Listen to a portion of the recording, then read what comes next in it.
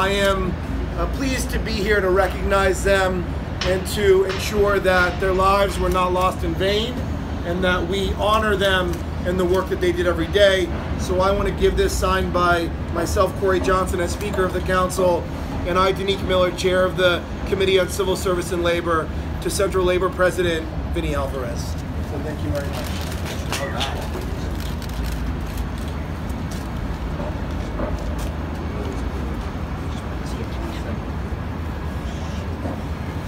So thank you so much to Speaker Johnson for not only recognizing the Central Labor Council and the work that NICOS are doing, but more importantly, to committing to recognizing those workers who died in a formal way in the City Council stated meetings. There are a lot of union leaders throughout the city who do great work each and every day, making sure that workers get home safely. Every worker has a right to leave his or her home, to have a safe workplace, and to return home safely to their families. And there are leaders throughout the city who do that each and every day. The first person who's with us today who I wanted to, who's going to come up and say a couple words about transportation safety and the work that he does over at the TWU is the president of the TWU Local 100, Tony Utano. Thank you. Thank you. Thank you, everybody. So I want to thank CLC and Corey Johnson for doing this. It's about time. It's been a long time. Our workers were dying on the job and we really weren't getting recognized. We finally now are getting recognized. It's about time. I had two tragedies about 5 weeks ago, one about a week apart. We had a guy that fell to the tracks, got killed, was 23 years old, and only had 6 months on the job.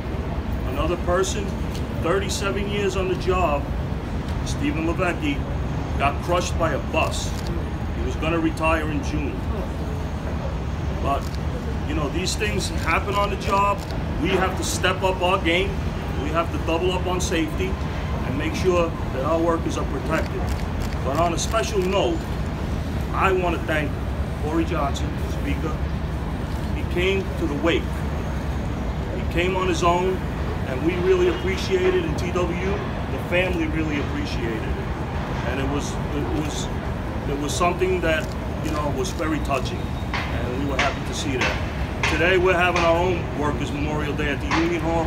We have one every year. We bring in the families, we speak to them, we do a ceremony and we talk about things. We're never going to make them forget. Thank you. I'm Franklin's son, and you know, it's funny, I was just going to say to my new wife that no matter how much time passes and how much you think you're kind of dealt with things, how the feelings kind of well up at moments like these. But just wanted to say thank you so much. It's a good thing to have the families get together and for the other members to show their appreciation. It means a lot, and I just wanted to say thank you, thank you, thank you. Keep up the good work, and the main thing is to keep all those who are currently working and those in the future safe as possible. God bless you all.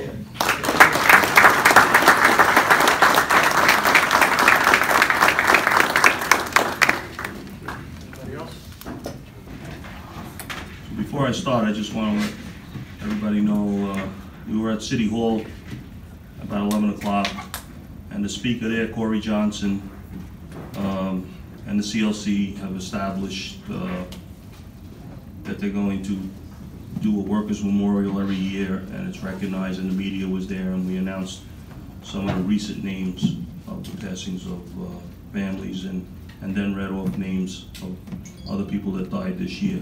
So it looks like we're getting some attention as far as workers dying on the job from the City Council, not the Mayor's office, but the City Council Speaker and the CLC. So I thought that was very good that we're finally getting some recognition other than us doing this by ourselves. So I'd like to offer a very special welcome to the family members of our deceased brothers and sisters in attendance today. They include Brother Danny Boggs, Marlon Franklin, St. Clair Richard Stevens, and William Pena. Today, as you know, is Workers' Memorial Day. The American labor movement marks this occasion April 28th of each year. Actually, it's tomorrow. As we gather in our Union Hall today, unions across America are participating in rallies, press conference, vigils, and other events to shine a light on the continuing rampage of death and injury in America's workplace. Today is especially sad for all of us in TWU Local 100. Just 1 month ago, we lost 2 transit workers to terrible accidents on the job. On March 20th, we lost track worker St. Clair Richard Stevens. What makes this situation even more tragic and so terribly sad is that St. Clair was only 23 years old and had only 6 months on the job. Then 1 week after St. Clair's death, we lost bus operator helper Stephen Levecki. He had 37 years on the job, and he was ready to retire in June. His heartbroken family said that he was also thinking about retiring, and he didn't get there. So now Stephen Levecki and St. Clair Richard Stevens, Danny Boggs, Marvin Franklin, are bound together in a sad history of many, and William Pena, are bound together in a sad history of many transit workers across the decades who have given their lives to their jobs in service to New York City. These workers were and are part of a very special brotherhood and sisterhood. They are part of something bigger than all of us. They're transit workers. Where would New York City be without transit workers? Our union has fought hard over the years to make sure that this city's transit workers are paid a good wage with good benefits and that they are treated with dignity and respect on the job. Transit workers are on the job 24 hours a day, 7 days a week to provide New York City with its most essential service. We work in tough, dirty, dangerous conditions every moment of the day on the job.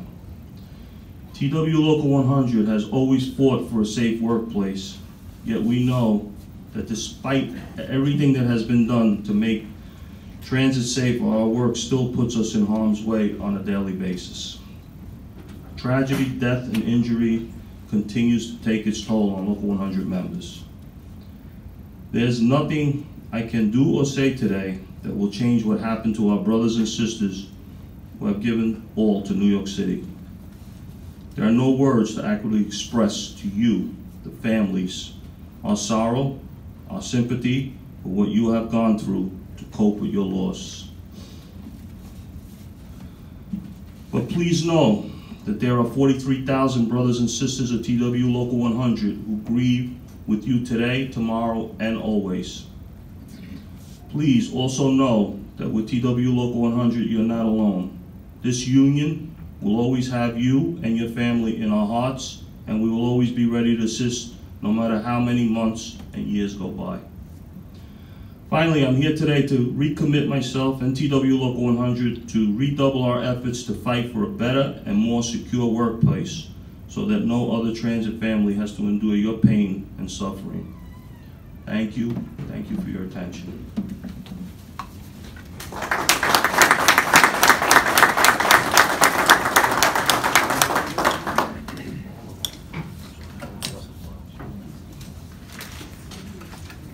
When I call your name, can you please, family, can I please come up?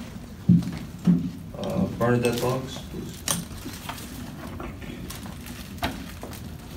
Girl, no. Pete, Bernadette.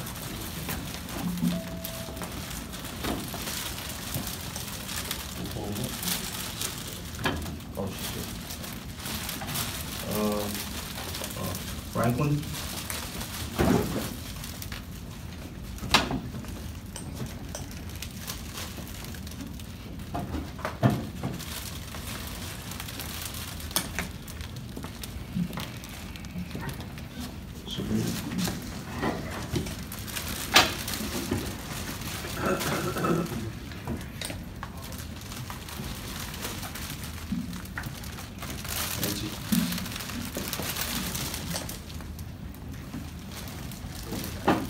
Pedersen.